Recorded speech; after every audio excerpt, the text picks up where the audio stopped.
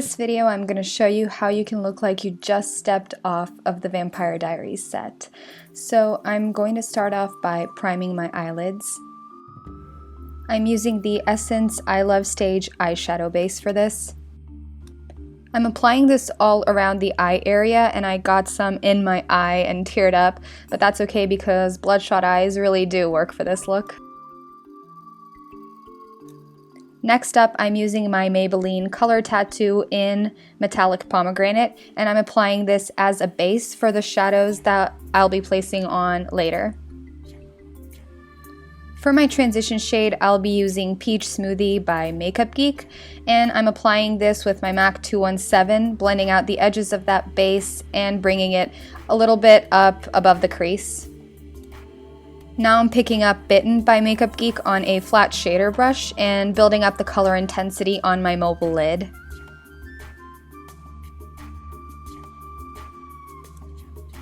I'm picking up more of that same color on a fluffy blending brush and bringing this all the way into the crease, making sure that it really marries with the transition shade.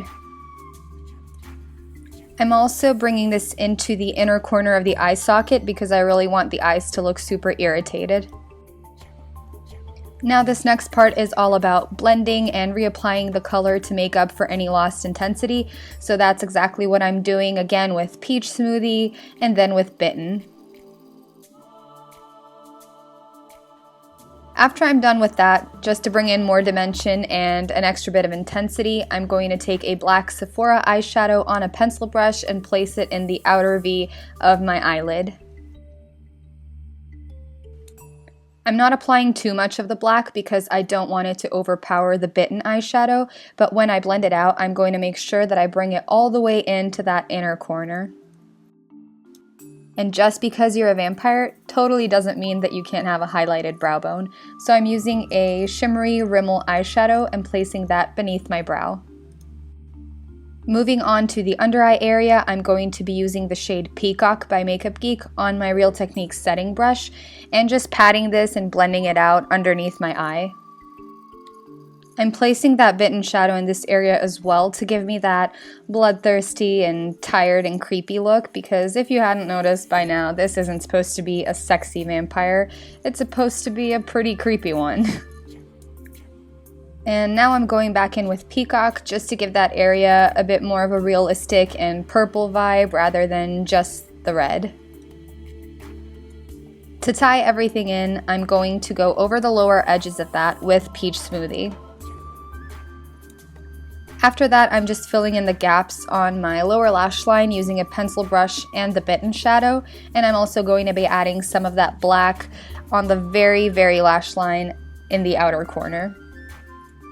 And in the spirit of eye irritation, I'm going to be using a Bourjois pink lip liner on my waterline. I'm applying my L'Oreal Gel Intenza eyeliner, but that's happening off camera because I need to get close to the mirror.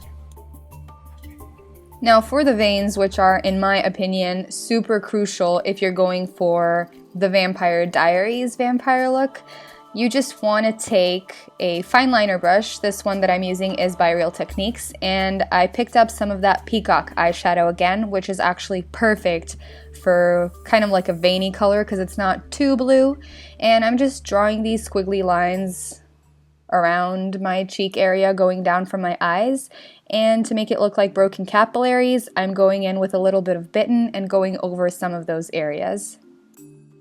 There's really no rhyme or reason to this part other than just doing what feels good, I guess. I'm going to be using some of this Bourjois CC cream with my beauty blender and patting over the vein area to make them look like they're coming from underneath the skin rather than just being drawn on top. To wrap up the under eyes, I'm just applying some more of that Bitten eyeshadow. I went ahead and applied some false eyelashes, and now I'm applying some of my Bourjois bronzer because I had a feeling that my face looked really flat, so I wanted to bring in some warmth. Since this look is super eye heavy, I'm not going to be using a Vampy lip color. I'm just going to be blocking out my natural lips completely using some concealer. And after this, you want to pop in your fangs and get out your fake blood. This blood that I have here is actually homemade, which is why it's in a glass. But yeah, it's just some honey, some coffee, red food coloring, and a little bit of water. I didn't just want to have 2 drops coming down the sides of my mouth, because if you were going to bite into someone's neck, obviously you'd have blood all over that part of your face. So that's pretty much it.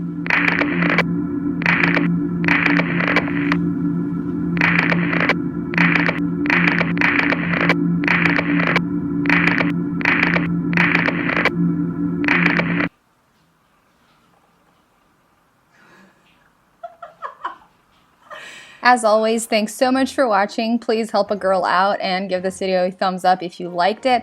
I'm trying to get to 2,000 subs by the end of November, so you totally know what to do.